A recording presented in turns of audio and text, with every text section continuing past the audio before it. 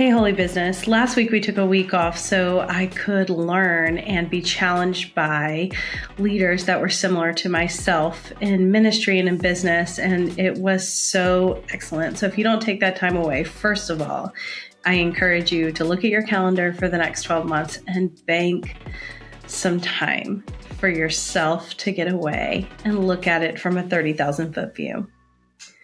But this week, I'm excited because we've been talking about change, and coming up on the podcast, we have several interviews that just have been through major change, but also do amazing things and have a lot of great insight into personal change and helping your team change and grow. So today, I mentioned in our last episode that rollouts and roll-offs are something that I see commonly screwed up, for lack of a better term, when I'm working with companies. So I want to give you some basic tools handling rollouts and roll-offs when it comes to projects, when it comes to brand acquisitions and sales of branches of a company. Things that seem very simple on the outset can become very bogged down with so many brains and personalities involved. So the best thing you can do is take the time to make a clear-cut plan, usually a cross-functional team, and really hammer how that works. If you're a large enough firm, if you're a CEO and you're titled that way, you absolutely should challenge yourself not to be the person writing this plan. It's a great developmental opportunity for someone on your team who has high potential. It really, honestly, could potentially, depending on the rollout, be someone a couple levels below you on the organizational chart. But it's a great opportunity to see how someone ticks, how detail-oriented they are, and most importantly, how well they communicate to different departments and roles. So over the past 6 months or so, I've been working with one of my clients on a brand acquisition. And this is something that I got on board with them in the infancy phase of this. So they were looking at this company as a potential buy. And what I quickly learned was they had done this many, many times before. But there were opportunities when it came to what the proposal looked like, how we dug in, what information we requested, and we needed to build a template because, like I said, they'd done this many times before. So if you are doing anything when it comes to product launch, process launch, acquisitions and mergers, anything that deals with major change should be documented as a process that you can pull back out and simply tweak the next time around. And that is very common for a business that's in startup or whitewater to skip that step, mainly because the owner has done it and had it as a part of their brain, and now they're handing it off to someone else. So if you have anything that you have not written down when it comes to major change or growth processes, you've got to get it out of your brain, because who knows if something happens to you, how are you building a legacy that someone could keep running with? Also, you're going to get annoyed because your job is too big to continue getting bogged down in the minutia. So you can always have that 10,000 foot, 30,000 foot view of what's going on and check in, but there should be a process written somewhere that someone else can pick up and start to run with the ball. If you're not a good process writer, you can dictate that to someone who is gifted at putting those things into word and making knowledge duplicatable. So take the time to do it. All that to say, so the past 6 months I've been working on this brand acquisition, and we have onboarding process mapped out, the agreements, the offer letters, the staff transition times, when to announce internally, when to announce externally, when everything's going to be signed, agreeing on the points before the final contracts are written. But still, when it comes to the 11th hour, there is panic. Someone is unsure of a point in the contract. There's anxiety about how the client base will receive it. The intensity builds. So I say that to say, even when you have it all buttoned up, the human element arises. And if you don't have a plan mapped out, things can get derailed pretty quickly.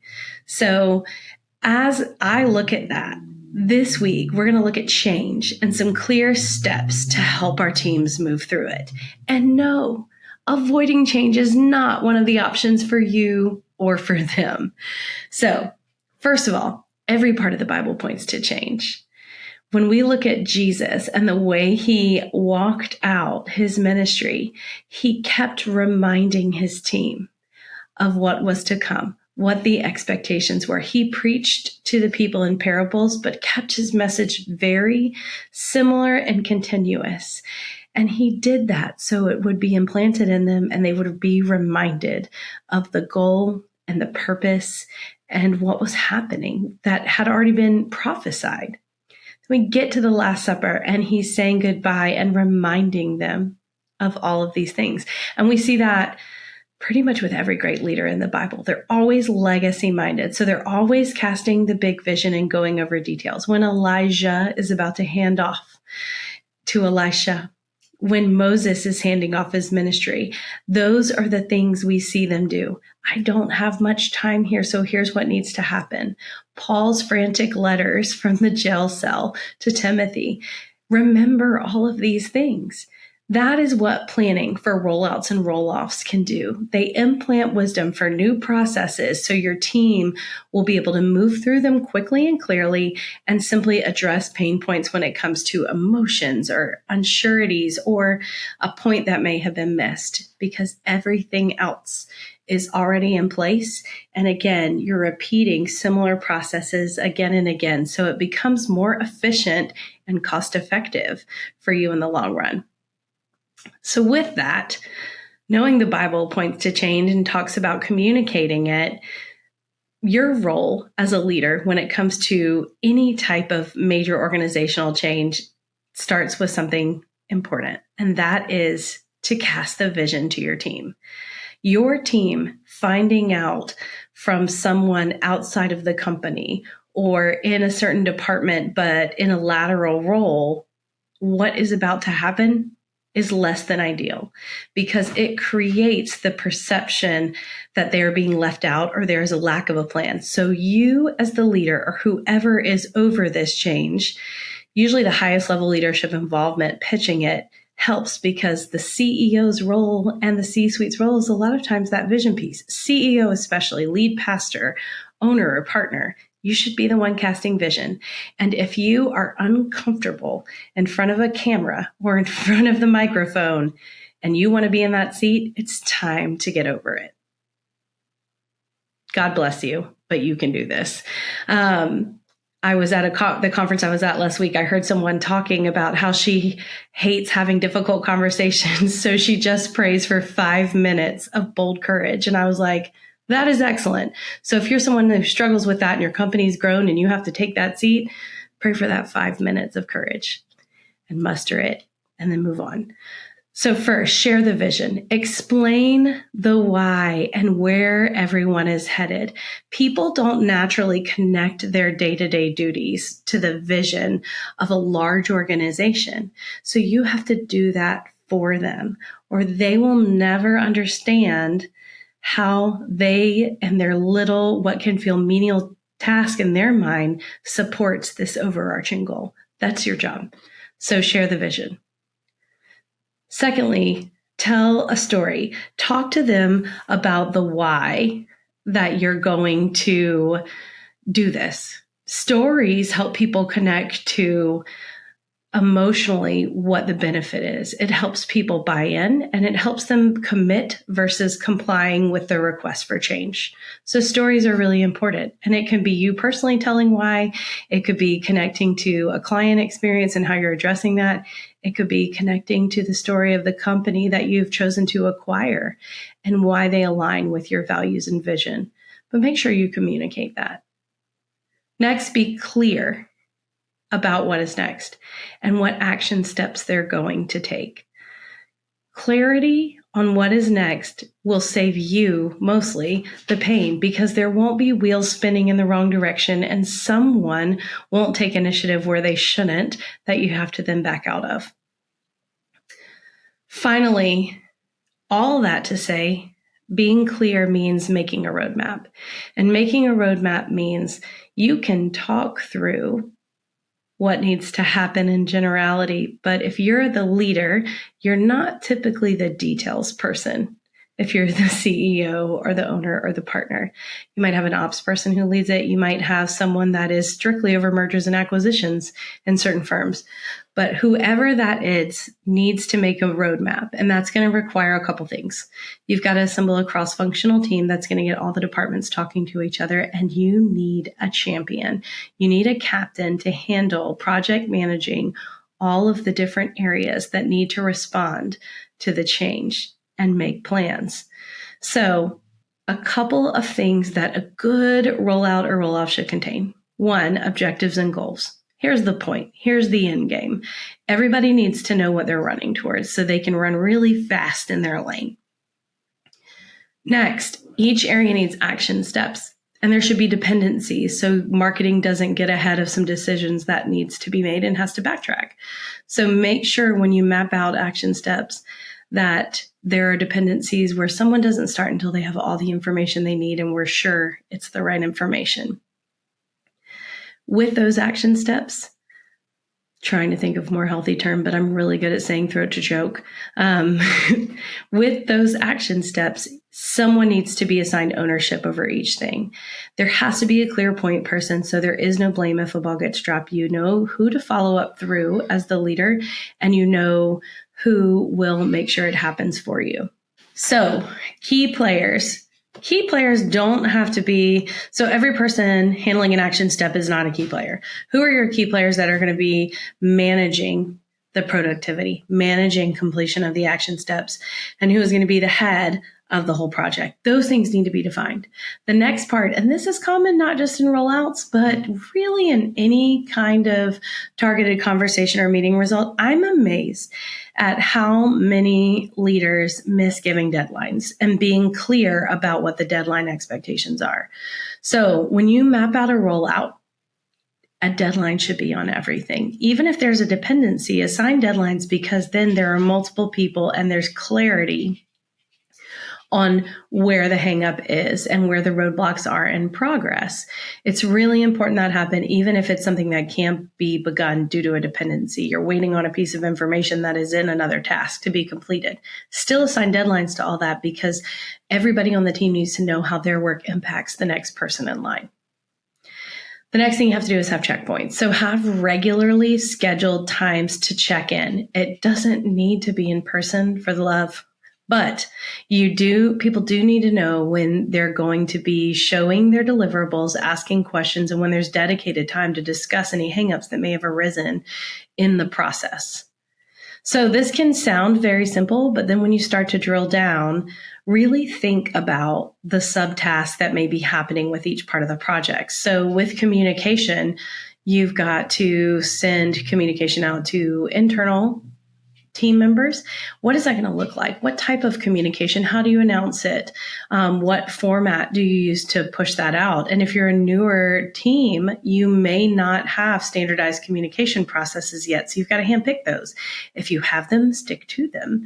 But the same goes for public communication. How big is this? And what type of public relations needs to be handled going with it? Do we need a press release, and what agencies does it go to? Is this something we announce on socials, and how far do we push into that to let our clients and the outside world know what's happening? Those are all things to consider when it comes to your rollout, and all of those drill down questions need to be in there so they get answered before you're too far down the road. So on the timeline piece, that can sometimes be the hardest part. So my suggestion with all of these things, and with project planning in general, is to work backwards. How far out, based on the scope of this change, do you need to begin working on it? And the scope typically denotes the timeline. Bigger change or impact, you got to start further out. Smaller impact, fewer players involved, less time. You may even decide on some type of announcement or rollout that simply requires more time just based on the magnitude of that event. So work backwards from launch date, announcement date, to begin the planning process. I've been part of rollouts that required 18 months, and I've been part of rollouts that required a month. but everything should be thought through, planned out, decided on. And another thing to include in these things is the budget for the items so that the team has everything they need to move quickly. Budget is frequently skipped as well, and there are a lot of hangups that come with individual expense requests or PO requests. So save the time, give them buckets, and pick a leader that you trust to manage it well. So finally, you have that rollout, you have that roadmap, and you're working it, and you have a leader in place, a champion that's liaising with you, letting you know what's going on, letting you know where the hangups are, and you're addressing them and you're moving through. So you get to launch. Launch is not the end, my friend. You have got to take time to debrief. Make sure that your champion leads it. It's another great opportunity for them to look at their work and be comfortable with accountability that things needed to potentially be done differently. But there were also some big successes and maybe things they thought of that haven't been done before that you can celebrate. So those check-ins starting immediately after launch with a debrief and then setting up a timeline from rollout to check in on the progress of it are going to help you continue to implement the change. Because remember, 2/3 of the population might resist change when it comes to your employee base. So you want to continue to follow up, reiterate the vision connection, and make sure if there's any course corrections or pain points to be addressed that they're done quickly so your team does not give up. I see this frequently with software rollouts, where the person who is the champion might be the expert and they think, how simple is this new software we're selecting? Because they're adept at it. But the rest of your team maybe doesn't understand. I've worked with a church before. I watched this pain point happen because the IT and production teams maybe led the charge on the software selection they were going to use for task management, email, all those things. But then the creative team needed to implement this as well. They approached the thought process of project management completely different, and they were the ones that needed it the most. But the leadership had not been established as far as who was going to help them understand it in their language. So really think about the impact to your team when you make these decisions and utilize cross-functional teams to plan change. It will alleviate so much stress, but what that also equates to is dollars, because buying the wrong thing, skipping an expensive step, all of those things ultimately cost you more money in the end, whether it's in labor hours to go back and correct, recommunication, or the worst case scenario, you have to backtrack and change your decision altogether. So just take the time to investigate well, build a roadmap, build your key players, and clarify the process for change to eliminate as many hangups with your team when it comes to change. You actually can execute change well in your organization, and your team become less and less fearful when it arrives. So that is the goal. The importance is not just to have every little I written out, mapped out, and T crossed when you go through this. It's also that you're building a culture that change can be fun. It doesn't have to be frightening, and you can move forward. So you are consistently, even in change, instilling growth-minded behavior in your team. I say all this about making sure that you do everything you can to map it out and communicate it, because in this case of the past 6 months working on that acquisition, we got to the finish line and the new brand got nervous. The owner was like, have we answered all the questions? Did we clarify this? I have questions about this in the agreement. And things were down to the finish line. But there had been a rollout map, and that map had been discussed exhaustively with both their team and the new owner's team. And with that, we were able to put those nerves to bed. So when you skip the step of writing it down and having the meetings and doing the check-ins, you leave yourself vulnerable and sometimes liable for the nerves of other people, the insecurity that it could create because there wasn't enough clear written communication about what was to happen. So I encourage you to take the time, find the person on your team that will hammer this nail into the wall all the way for you, because as a CEO, it's probably not you. And just remember that those steps are ensuring profitability in the long run. I believe you can do it. We all have to work at it. It is something to constantly investigate and turn over in your mind. But I just wanted to share that nugget this week, as you know, it's the beginning of the year and all of those initiatives for 2024 are coming out, and we're finishing first quarter and everybody's thinking about what they haven't done yet. Start planning now for the things you've still got to get to, and your team will get on board. Y'all have a great week.